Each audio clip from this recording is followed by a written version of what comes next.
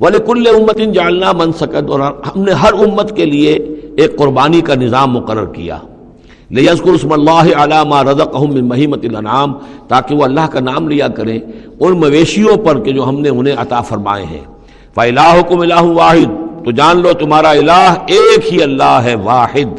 فَلَهُ أَسْلِمُوا، اس کے سامنے سر تسلیم خم کرو، اس کی اطاعت قبول کرو۔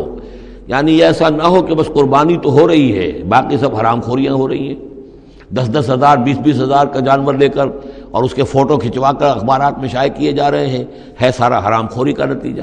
تو یہ تو کوئی قربانی نہیں ہے، یہ اللہ تعالیٰ کے ہاں قبول نہیں ہے، چاہے وہ 1 لاکھ کا جانور ہو، لیکن ہو اسلام کے ساتھ۔ فَلَهُ أَسْلِمُوا، اس کی اطاعت تو قبول کرو، اس کے حلال اور حرام کے پابند تو ہو، اس کے حرام کردہ چیزوں سے منہ نہ مارو۔